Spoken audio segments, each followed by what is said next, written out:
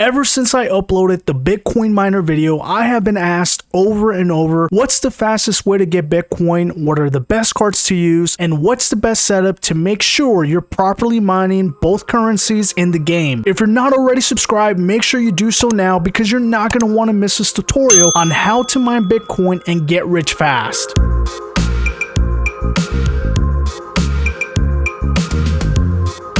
Closer to the end of the video, I am going to give you a full tour of my in-game setup because that's also been a very popular question, and as with all my how-to videos, I must begin with a very clear disclosure. If you are looking for cheats, hacks, codes, scripts, or any other way to circumvent the system, this video is not for you. Everything I'm going to cover is a legitimate way of advancing. I'm also going to go one step further and tell you that although the tips and tricks I'm going to share with you are going to give you an advantage, the bottom line is that there's still the aspect of time. This means that no matter which way we slice it, Zanies, you are still going to have to commit a significant amount of time to accrue the desired amount of Bitcoin or Solaris. More on this a little later in the video, so make sure you stick around. You should also understand that I accumulated the vast of my in-game wealth without using premium cards, without being a member of the group, and while still paying the 35% commission. It wasn't until I realized how daunting and slow mining Solaris is that I finally decided to cave in. Okay, so a quick general overview of the game. The purpose of the game is the same as any other tycoon game out there. You have to produce or mine as many goods or Bitcoin as possible to get as rich or wealthy as possible in the game. It's that simple. This money is divided into two currencies. You already heard me say Bitcoin and Solaris. This might change in the future because it was different just a couple weeks ago, but for now,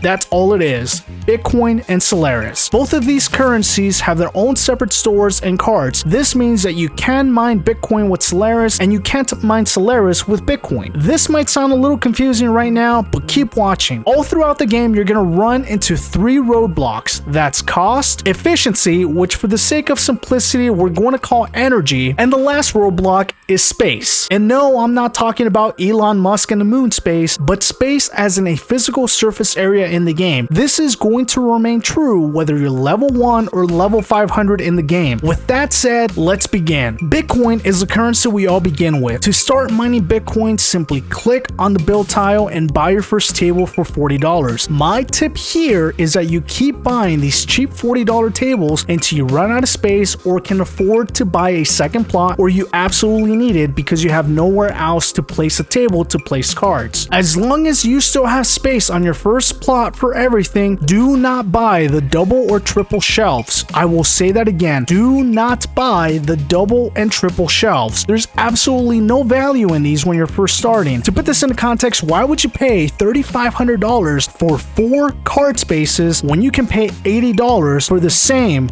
4 card spaces? That's a savings of over $3,400. Don't worry about making your plot look nice and pretty in the beginning. Once you're rich, there will be plenty of time to do that. Moving on, once you have a rack, now you need power, or energy as it's called in the game. Once again, simply click on the build tile and buy the electric box. Same rule applies here. Keep buying and using the electric box until you have no room or you can afford to buy a second plot. To also give you an example of this, why would you pay $2,100 to get 1.4 kilowatts of energy when you can spend just a little over $15,000 to get the same 1.4 kilowatts of energy by simply buying 2 electric boxes? Okay, so now that we have a rack, now that we have energy, now we need to buy our first card to start mining Bitcoin. Depending on when you're playing the game for the first time, you might be able to afford a different card, but trust me, although it's the basic card, it's actually one of the most efficient cards you're gonna run into throughout the entire game. Keep buying the basic card, the electric boxes, and the cheap $40 tables until you have enough money to graduate to the blue mining device. There's 2 versions of this card, but simple math will reveal that the blue version is more efficient. After that, keep buying the blue mining device until you can afford the G Pros PTX 970 or 1050. Both of these cards are on the same level of efficiency. Just remember to keep an eye on your energy. To make it to this point should take you about 2 or 3 days in real life, depending on how much you play. After making so many purchases and building on your plot, you should be able to pass through the level 9 zone, which will give you access to the next zone. In the next zone, you'll find a cave which is accessible accessible at any time where you will find 2 generators. When you have the money for it, begin replacing your generators with the advanced wind turbine. This generator will carry you well into level 200 if not more. Now that we're in the level 9 zone and above, patience becomes the name of the game. Save your money and let it accrue until you can buy your first Flux card. To be perfectly honest, it doesn't really matter which Flux card you buy with the exception of 2 cards. Do not buy the Flux card Slim and do not buy the Flux card 350. Remember, do some math and average out your return per dollar. If you want my recommendations here, I recommend either the Flux card 150 or the Flux card 200. I know the Flux card 200 is not the most attractive and it looks like a rainbow and it's not everyone's first choice, but it's a great and efficient card. From here, the Flux Omega X should be your next target. Once you've made it to the gold cards, stick with them. Although you will continue to level up and have access to the dance shop, the level 25 and above area, which consists of the miner tool shop, and even the level 100 and above, which consists of the chipset store, do not buy any of them. I especially warn you about the miner tools cards. Yeah, they look cool, but they are by far and away the worst value in the game. They are not efficient, they are crazy expensive, and on top of that, they have a horrible rate of production. I'll say it again, do not buy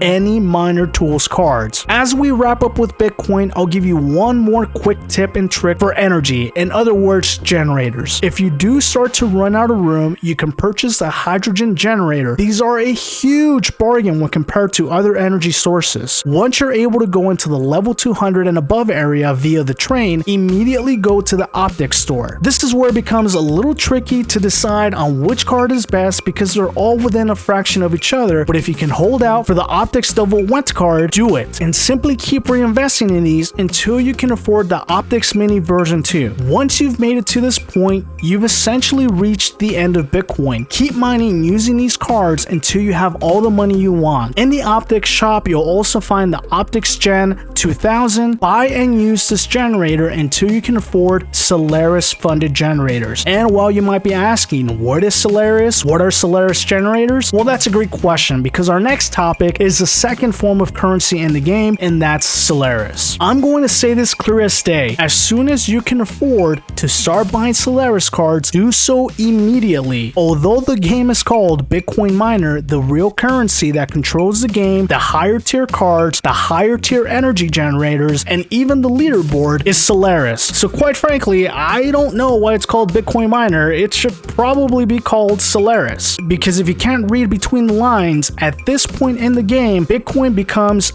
absolutely useless. There's nothing you can do with Bitcoin. You can't buy additional generators with Bitcoin. You can't buy limited items with Bitcoin. So truthfully, there is no point to continue to mine Bitcoin past this point. The basic Solaris miner will be the only Solaris card you can purchase using Bitcoin. Every other card after that must be bought using Solaris money. Solaris cards are power hungry. If you followed the tutorial so far and have kept an eye on your energy, when you start mining Solaris, this is where I can almost guarantee you're going to run into several energy bottlenecks. Continue to rely on the Optics 2000 until you can afford to buy a Solaris funded generator. My recommendation based on value is a Super Wind Turbine. As you continue to buy and build out your new Solaris empire, you'll soon gain access to the level 300 and above area. There's 2 cards I'm going to highlight for efficiency and value, and that's the Prism card 6000 and the Zeno Triple, found in the Prism Works and Zeno stores respectively. As I wrap up the Solaris currency portion of the video, you might be noticing that I didn't go into as much detail as I did with Bitcoin, and I'm going to tell you why. Solaris cards are crazy expensive. They are not efficient, they mine super slow, and they will drain all of your energy in an instant. One powerful Solaris card alone has the ability to use the same amount of energy as a plot full of Bitcoin cards. Yes, you heard that correctly. One plot of triple stacked Bitcoin cards can be the equivalent of one powerful Solaris card. So although some of you might be upset that what I'm about to say is kind of obvious or not necessarily a tip or trick or even a secret, I'm going to tell you right now, Zanies, the best way to advance your Solaris wealth is to trade and barter with high level players in the game. This is one of the few games that lets you openly trade inventory and currency indirectly as long as both players are above level 300. My biggest recommendation recommendation is to troll servers, find high-level players, and simply ask if they're willing to give you some of their old Solaris cards or old Solaris generators. Okay, Zany, so we're gonna wrap this up with a list-style tips or tricks rundown. Energy production to energy consumption ratios can be monitored via the energy tile. You can customize your plot via the customize tile. The settings tile is not just for behind-the-scenes settings. Adjusting some of these settings can dramatically improve your in-game experience by simply lowering or turning them off completely. Speaking of improving your in-game experience, if your system is still laggy, you can completely unload all other player plots but your own. This will make it seem as if your plot is the only one that exists, and your CPU and GPU will have less to render, thus improving your performance. Don't forget that you can trade inventory and currency indirectly with other players. The only condition is that you both must be at least level 300 to make your character move around fast. Buy the speed modifiers to instantly make 10% more money on all currencies. Join the Roblox group, and don't forget that the guy in the black hoodie that wears what appears to be a black and green paintball mask, he will give you random missions throughout the game. Complete them for extra money and goodies. And finally, Zanies, for the one thing you guys have all been asking for, this is a tour of my current setup. Let's begin with some of my metric and statistics. I am currently mining 761.4 million bitcoins per second and 16.2 Solaris per second. You guys can see the obvious disparity between both cards, and again, this is because Solaris mines incredibly slow. This is what my first plot looks like. I'm really not highlighting too much here, just a couple power generators and RGB light and one of my trophies for the bid event that we had a couple weeks ago. This is my second plot right here, just a few more limited items along with some limited cards right here in this little nook there. Everything else on this plot is strictly Solaris, you guys. My third plot currently is all generators, you guys. I have all of these powerful Solaris generators, and believe it or not, I am still living on the edge of not having enough power to continue to power all the cards I have. And more recently, they let us buy a fourth plot, which right now is completely empty because I don't have a need for it. So if I don't have a need for it, I simply bought it just to make sure I had it and that I wouldn't miss out on the opportunity to buy another plot. Well, that does it, Zanies. Thank you so much for making this video a popular one. Of all my New Game Tuesday videos, this has been the one that has gained the most traction most quickly. So let me know if you want me to keep making Bitcoin miner videos in the comments below. Let me know what your statistics are, and if you ever want to give me free Solaris power generators, hook your boy up. Alright, Zanies, until next time, long live the Zanies.